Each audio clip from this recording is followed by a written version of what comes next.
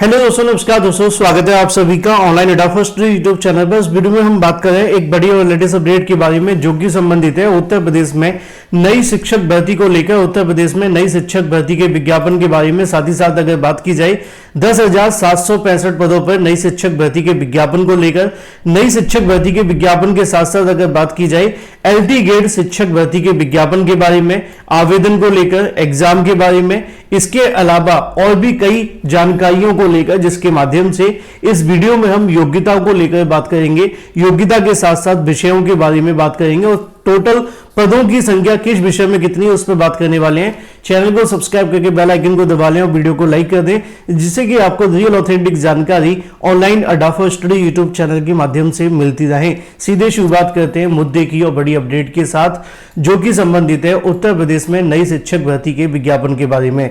जी हाँ दोस्तों, उत्तर प्रदेश के अंदर नई शिक्षक भर्ती के विज्ञापन को लेकर एक बड़ी और लेटेस्ट जानकारी आप सभी के सामने निकल कर आ गई है। इसके अंदर बड़ी संख्या में पदों की संख्या तो है ही है, साथ ही साथ अगर बात की जाए बीएड के अलावा और जो ऐसे अभ्यर्थी हैं जो बीटीसी है या बीएड और बीटीसी दोनों ही नहीं है, उनके लिए भी इसके अंदर पदों की संख्या है और वो भी इसमें आवेदन कर सकते हैं। लेकिन कैसे, इसके लिए आपको वीडियो में बताई गई पूरी बातें ध्यान से सुननी है। चलिए मुद्दे पे आते हैं। सीधा मुद्दा है 10,765 पदों पर नई शिक्षक भर्ती के बारे में, जिसको लेकर आप सभी के सामने जो विज्ञापन की जानकारी है वो निकल कर आ रही है। इसमें अगर बात की जाए पदों की संख्या तो आप सभी के लिए अच्छी खासी है ही है, लेकिन यहां पे पदों की संख्या को लेकर एक चीज और है जो कि आप सभी को समझनी है। 10,000 के समथिंग जो आपके पद हैं ये आप सभी के दो भागों में डिवाइड किए गए हैं, या यूं कहें कि दो भागों के अंदर भी कई ऐसे भाग हैं जिसमें इनको भाग दिया गया है।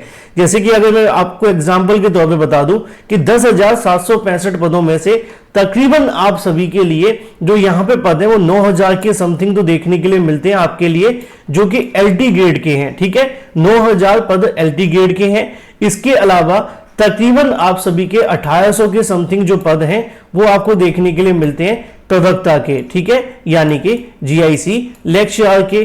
तो दो पद हो जाते हैं। 9,000 के समथिंग पद हैं आप सभी के लिए एलटी ग्रेड सहायक अध्यापक के, 1,800 के समथिंग पद हैं जीआईसी प्रवक्ता के। ठीक है, अब दोनों के लिए अगर बात की जाए योग्यताओं के बारे में, जमीन आसमान का अंतर है और दोनों में अपनी अपनी योग्यताएं हैं। क्योंकि एलटी ग्रेड के अंदर जब आप आवेदन करने की बात करते हैं तो इसके लिए आपके पास में जो प्रशिक्षित स्नातक है, जिसको आप यहां पे कह सकते हैं कि ग्रेजुएशन आपके पास होनी चाहिए। ग्रेजुएशन के साथ में बीएड आपके पास पूरे तरीके से कंपलसरी होना ही चाहिए। एलटी ग्रेड के अंदर जो ज्यादातर आप सभी के विषय देखने के लिए मिलते हैं, उन सभी विषयों के अंदर आपके पास शिक्षक बनने के लिए बीएड की योग्यता अनिवार्य रहती है। बिना बीएड के आप एलटी ग्रेड के लिए आवेदन नहीं कर सकते हैं, ये आपको पूरे तरीके से कंफर्म कर दिया जाए। और एक चीज आपको और बता दी गई है कि इस बार की एलटी ग्रेड शिक्षक भर्ती में प्री और मेंस का पैटर्न लागू कर दिया गया है। प्री और मेंस लागू हो जाने की वजह से अभ्यर्थियों के लिए बहुत ज्यादा मुश्किलें बढ़ने वाली हैं। क्यों बढ़ने वाली हैं? क्योंकि आपका जो प्री और मेंस था, पिछली बार आपने देखा होगा जब एलटी ग्रेड का एग्जाम हुआ था तो तब भी ये वैकेंसी 10,000 पदों पे निकाली गई थी। अब 10,000 पदों पे निकाली गई वैकेंसी के लिए आप ये कहें कि यहाँ पे आवेदन करने वाले 4 लाख अभ्यर्थी हों और 4 लाख अभ्यर्थियों में से भी हमें अगर 10,000 अभ्यर्थी ना मिल पाए तो अंदाजा लगा करके देखिए कोई तो बात रही होगी, है ना। 4 लाख अभ्यर्थी आवेदन करते हैं 10,000 पदों के लिए और जो सीटें खाली जाती हैं 5,000 के समथिंग। मतलब आप अंदाजा लगा दीजिए कि ये भविष्य में कभी ऐसा आपको इतिहास दोहराता हुआ दिखाई देगा नहीं। क्यों? क्योंकि इतनी बड़ी सीटों के अंदर तो वैकेंसी आती भी नहीं है एलटी ग्रेड। जैसे जैसे पिछली बार 10,000 पदों पे आई थी, 10,700 के समथिंग, इस बार थोड़ी सी 9,000 या 10,000 के समथिंग पद आ सकते हैं, लेकिन पिछली बार के मुकाबले तो कम ही है। अब इतने पद आने के बावजूद भी 5,000 के समथिंग पद खाली चले गए थे। ये 5,000 पद खाली रहने की वजह क्या थी? एलटी ग्रेड का एग्जाम का पैटर्न इतना टफ होना। ठीक है, तो जब हम एक परीक्षा के अंदर 5,000 अभ्यर्थी चयनित कर पाते हैं, अब जब 2 परीक्षाएं लागू कर दी जाएंगी तो क्या ही होगा, भगवान भरोसे है कि नहीं। आप सोच करके देखो कि पिछली बार 10,000 पदों पर वैकेंसी निकाली गई, एक एग्जाम था। इस बार वैकेंसी मान लो फिर 10,000 पदों पर है और उसके लिए अब आपके 2 एग्जाम है। अब एक एग्जाम के अंदर तो आपके लिए कहीं ना कहीं कह सकते हैं अभ्यर्थियों की हालत खराब हो गई थी। दूसरा एग्जाम जब दोबारा से देना पड़ेगा तो और ज्यादा दिक्कतें आएंगी कि नहीं आएंगी। अब एक चीज यहाँ पे सबसे बड़ी अभ्यर्थियों के मन में रहती है कि जो प्री और मेंस का पैटर्न है उसका पैटर्न क्या है, क्या दोनों एग्जाम सब्जेक्टिव हैं या दोनों एग्जाम ऑब्जेक्टिव हैं। सब्जेक्टिव का मतलब होता है लिखित परीक्षा, जिसमें आपसे क्वेश्चंस पूछे जाते हैं। जैसे कि 68,500 भर्ती हुई थी, तो मैं आपको एक लाइन में इसका आंसर दे दूं कि एलटी गेट शिक्षक भर्ती के दोनों जो पेपर हैं वो आपके ऑब्जेक्टिव मोड में ही होंगे। ठीक है, कोई भी आपका एग्जाम सब्जेक्टिव मोड में नहीं होगा। उसकी वजह मैं आपको बता देता हूं कि इसके संबंध में जो उत्तर प्रदेश लोक सेवा आयोग ने, उन्होंने आपके लिए एग्जाम के पैटर्न में जब बदलाव किया था, जिससे संबंधित प्रस्ताव बना करके शासन को भेजा है, और उस प्रस्ताव के अंदर ही ये बात लिख दी गई है कि एलटी गेट शिक्षक भर्ती अब 2 चरणों में होगी। दोनों चरणों में आपकी जो परीक्षा होने जा रही है उसके अंदर आप सभी के लिए जो पैटर्न देखने के लिए मिलेगा वो ऑब्जेक्टिव मोड में ही होगा। तो ये एक सबसे बड़ा सवाल था जिसका आंसर मैंने स्टार्टिंग में ही आपको दे दिया, जिससे कि आपको दिक्कतों का सामना न करना पड़े। अब ये तो एक बात हो जाती है कि प्री और मेंस के आधार पे होगा, ऑब्जेक्टिव मोड में होगा। दूसरी बात कवर कर लेते हैं जो कि बेहद महत्वपूर्ण है आप सभी के लिए, कि यहाँ पे आपकी जो योग्यता रहने वाली है। मैंने आपको बताया कि एलटी गेट के सभी विषयों में आवेदन करने के लिए आपके पास बीएड होना चाहिए। अब यहाँ बीएड के साथ साथ एक सब्जेक्ट कॉम्बिनेशन का कीड़ा और होता है, ये आपको बहुत अच्छे से समझना होगा। इसको समझाने के लिए अगर आप कहें तो मैं डिटेल में अलग से वीडियो बना दूंगा, क्योंकि यहाँ पे हर सब्जेक्ट का जब कॉम्बिनेशन बनाया जाएगा तो वीडियो बहुत लंबा हो जाएगा। मैं आपको समझाने के लिए चीजें रफली समझा पाऊंगा। जैसे कि अगर एग्जाम्पल के तौर पे मैं आप बताना चाहूँ तो वैसे आमतौर पे होता क्या है कि आपको कंसर्न सब्जेक्ट मांगा जाता है, यानी कि जिस विषय में आपने ग्रेजुएशन किया है उसके लिए आप आवेदन कर लेते हैं। लेकिन यहाँ पे कॉम्बिनेशन भी मांग लिया जाता है कि आपके 12th के अंदर संस्कृत भी होना चाहिए हिंदी के साथ में, तो आप आवेदन करेंगे। तो यहाँ पे जो पेच है वो फंस जाता है। अब हिंदी संस्कृत तो चलो आसान है ना, दिक्कत कहाँ आती है बायोलॉजी के अंदर, वहां पे कुछ मांग लिया जाता है, कभी कुछ मांग लिया जाता है, फिजिक्स के अंदर आती है ना, मैथ के अंदर चलो आती है, आर्ट्स में आती है, सबसे ज्यादा दिक्कत एसएसटी वालों को भी आती है। तो कॉम्बिनेशन का जो खेल है वो थोड़ा आपको समझना होगा आवेदन करने के लिए, क्योंकि बहुत सारे अभ्यर्थी जिनका कोई कॉम्बिनेशन बन ही नहीं पाता है वो आवेदन नहीं कर पाते हैं एलटी गेट शिक्षक भर्ती में। ठीक है, तो कॉम्बिनेशन को लेकर हम अलग से बात करेंगे क्योंकि बहुत बड़ा मुद्दा है, बाकी मुद्दे इसी वीडियो में कवर कर लेते हैं। अब योग्यता आपको मैंने बता दी है कि एलटी गेट में आवेदन करने के लिए आप सिर्फ बीएड करने वाले अभ्यर्थी ही आवेदन करेंगे, इसके अलावा कोई दूसरा ऑप्शन आपके पास नहीं है। जीआईसी प्रवक्ता को लेकर हमने बात की थी, 2800 से ज्यादा पद आपको बताए थे। इसके अंदर आप चाहे बीएड नहीं भी है तब भी आवेदन कर सकते हैं, बीटीसी नहीं भी है तब भी आवेदन कर सकते हैं, और अगर आप से पोस्ट ग्रेजुएट हैं तब भी आवेदन कर सकते हैं। यानी कि आपको पोस्ट ग्रेजुएट के आधार पर जीआईसी प्रवक्ता भर्ती में आवेदन करने का मौका मिल जाता है। एक स्टार मैं आपको लगा देता हूं क्योंकि अभी तक ऐसा कोई बदलाव हुआ नहीं है।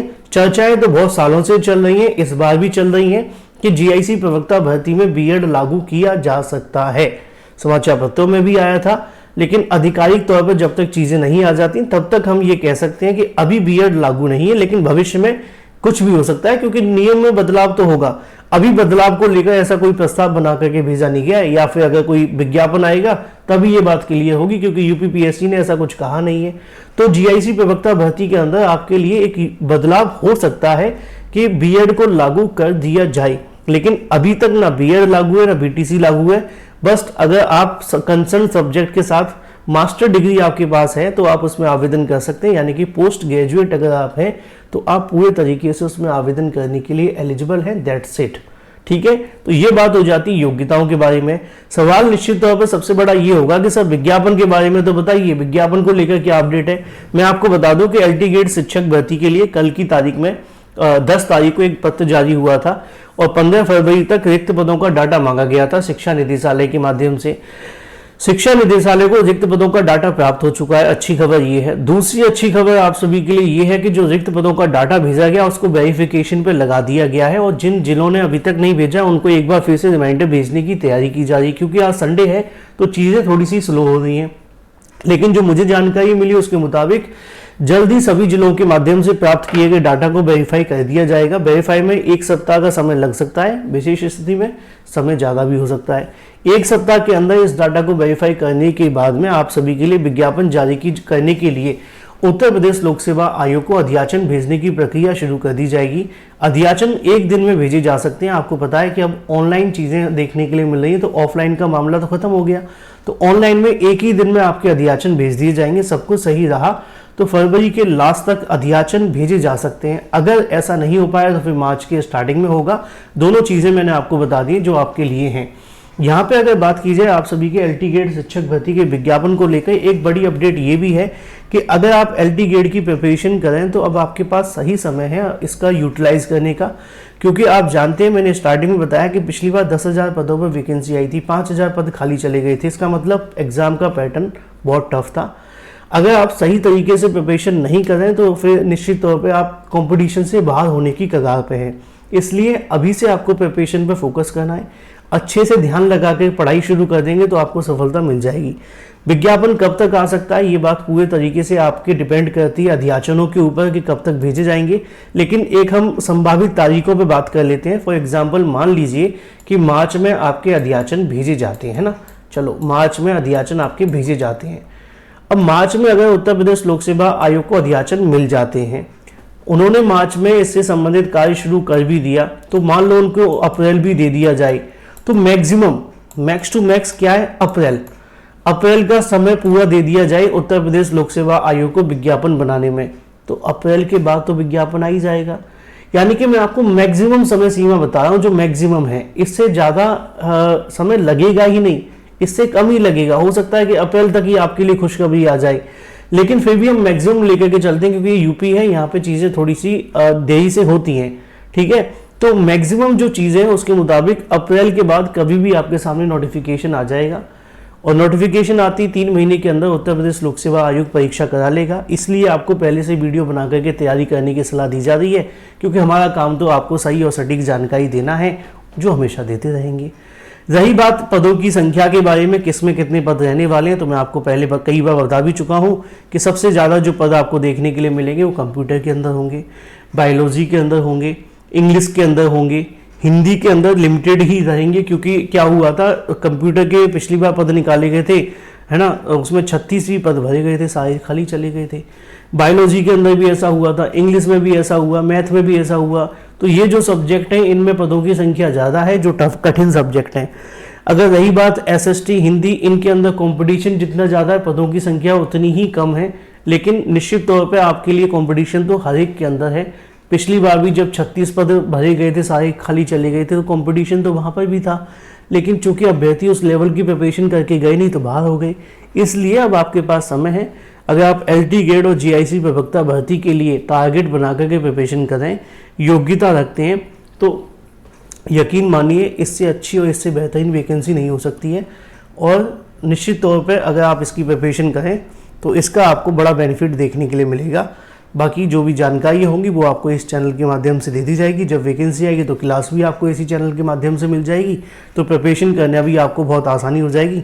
क्यों क्लास उस समय शुरू की जाएगी, उसकी वजह है कि अगर हम अभी से शुरू करेंगे तो अभ्यर्थियों को लगेगा कि नहीं सर फ्री क्लास है, चाहे वो अभी कर लें या बाद में। लेकिन चूंकि हमारा फोकस ये है कि हम चाहते हैं क्लास तभी स्टार्ट हो जब विज्ञापन आ जाए, क्योंकि अभी अभ्यर्थी पढ़ाई में ज़्यादा फोकस करते नहीं है ना, इसलिए मैं उसके लिए अलग से प्रिपरेशन शुरू करा दूंगा। लेकिन अपनी तरफ से आपके पास समय है, अभी से स्टार्ट कर दीजिए। विज्ञापन अप्रैल के बाद आना संभावित है। सब कुछ सही रहा तो ये साल आप सभी को LT गेट शिक्षक भर्ती के लिए काफ़ी ज़्यादा बेनिफिशियल साबित होगा। जो भी अपडेट होगी वो तो मैं आप सभी को दे ही दूंगा। चैनल को सब्सक्राइब करके बेल आइकन को दबा लेना, वीडियो को लाइक कर देना। अगर मन में कोई सवाल है तो कमेंट में छोड़ देना, मैं उसका रिप्लाई कर दूंगा। फिलहाल इस वीडियो में इतना ही, मैं मिलता हूँ आपसे अगली वीडियो में। Till then take care, tata bye bye, thank you for watching this video.